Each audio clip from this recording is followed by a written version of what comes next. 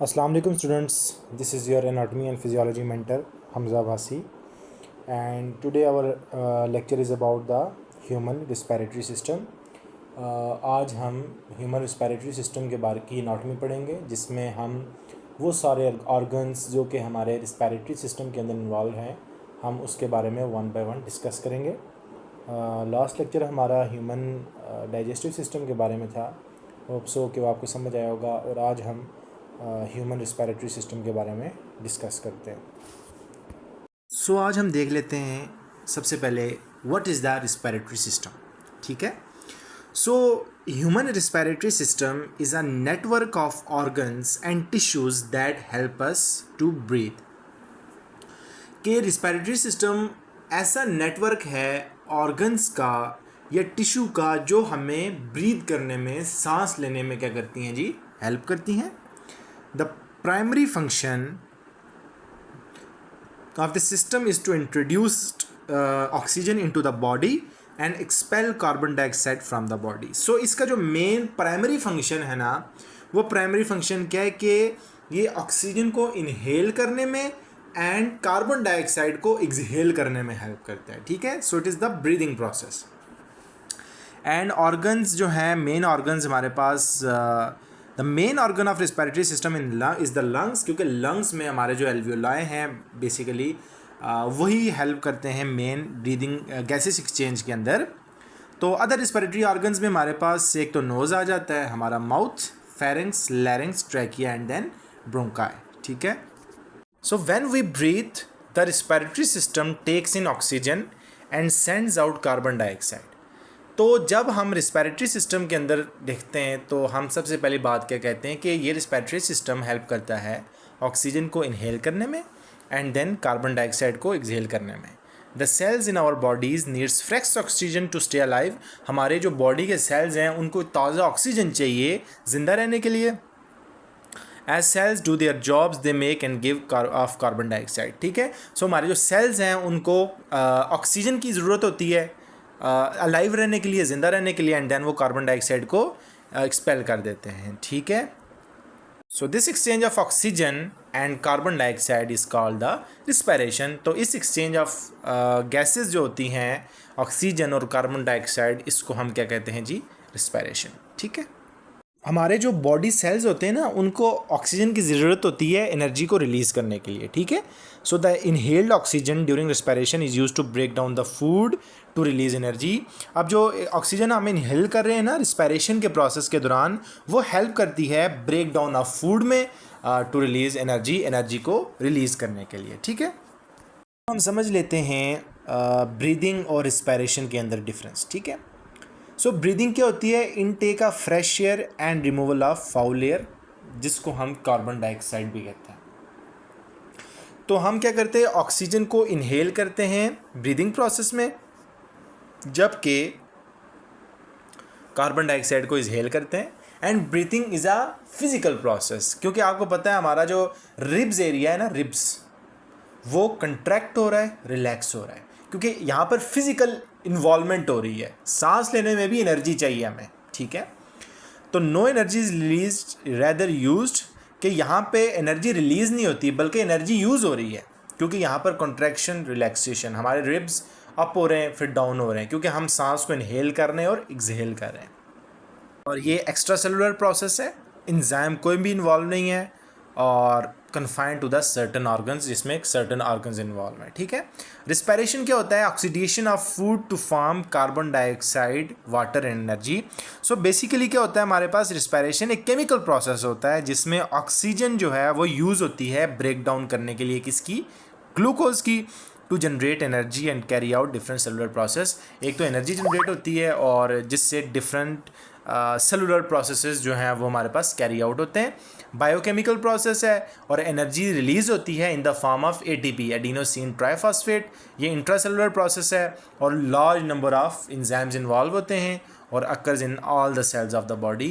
तमाम cells of the body में ये इन्वॉल्व हो रहे हैं. इसकी मज़ीद डिटेल में हम नहीं जाएंगे क्योंकि यहाँ पे हमने एनाटॉमी की बात करनी है.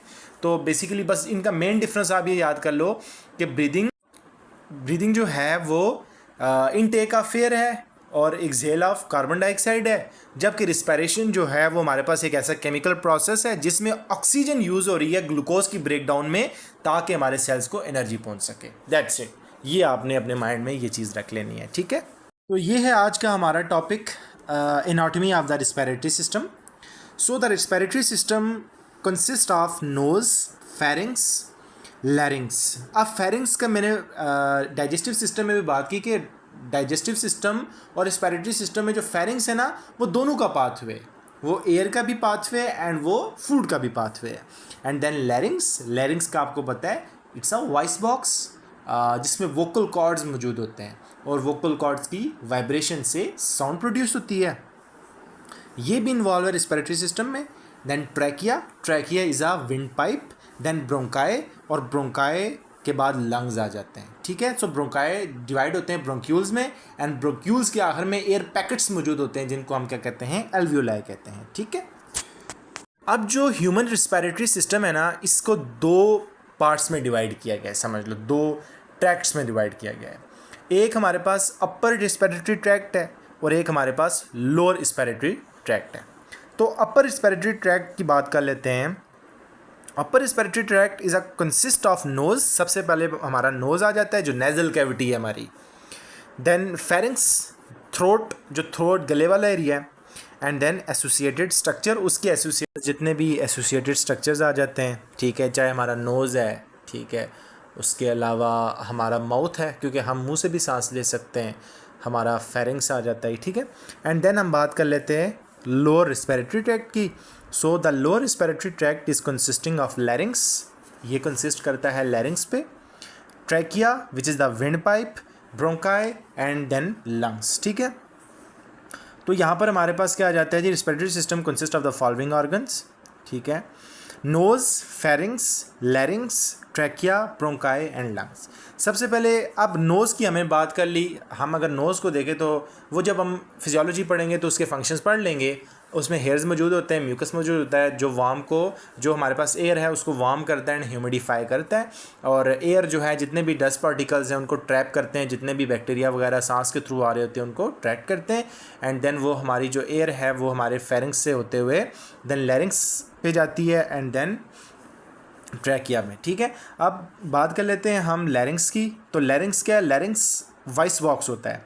The larynx lies in front of the lowest part of the pharynx, के लैरिंग्स जो है वो lowest part of the pharynx के लोएस्ट पार्ट में प्रेजेंट होता है। It is the upper prominent part of the wind pipe and opens into the trachea.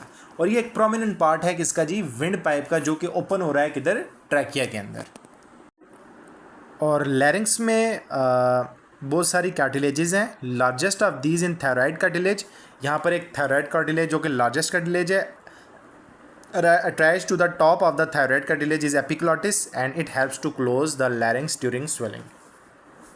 हमने digestive system में भी बात की थी कि जो एपिग्लॉटिस होता है ना, वो बेसिकली फूड को प्रिवेंट करता है विंड पाइप के अंदर इंटर करने से। वो फ्लैप सा स्ट्रक्चर होता है जो ही फूड बोलस इंटर करता है वो कवर कर लेता है। इसी तरह जो हमारे पास फेरिंग्स के मतलब ट्रैकिया के ऊपर जो है वो एपिग्लॉटिस प्रेजेंट होता है, ठीक है।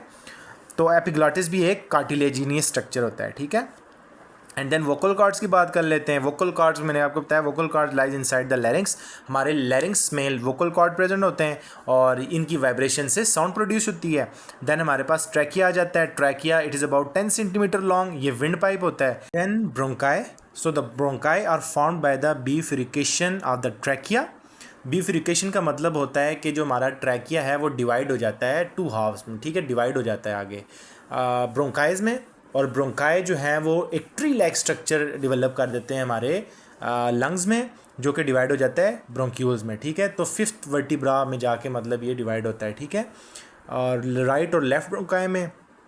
एंड देन ब्रोंक्यूल्स जो हैं वो डिवाइड हो जाते हैं। ब्रोंक्यूल्स बेसिकली ब्रोंकाई डिवाइड हो रहे हैं ब्रोंक्यूल्स में, और ब्रोंक्यूल्स के लास्ट पे जाके एयर पैकेट्स मौजूद होते हैं जिनको हम क्या कहते हैं, alveoli. So the millions of alveoli are present there as in contact with capillaries. तो मिलियंस ऑफ एल्वियोलाई प्रेजेंट होते हैं जिनका कॉन्टैक्ट होता है कैपिलरीज से, where blood comes in into almost in direct contact with the air. तो जहाँ पे ब्लड भी आता है, जैसे अगर हम कार्डियोवैस्कुलर सिस्टम में पढ़ेंगे तो हमें पता है हमारा ब्लड भी हीमोग्लोबिन जो है उसकी वजह से हमारा ब्लड जो है वो ऑक्सीजनेट होता है इसी तरह, ठीक है। सो ये सारे ऑर्गन्स जो हैं हमारे पास हमारे रिस्पिरेटरी सिस्टम के अंदर इन्वॉल्व होते हैं, ठीक है। सो अब हम एनिमेशन के थ्रू देख लेते हैं कि कौन कौन से ऑर्गन इन्वॉल्व हैं। सबसे पहले हम रिस्पिरेटरी सिस्टम में जाते हैं और रिस्पिरेटरी सिस्टम में सबसे पहले हम अपर रिस्पिरेटरी ट्रैक्ट को देख लेते हैं, ठीक है।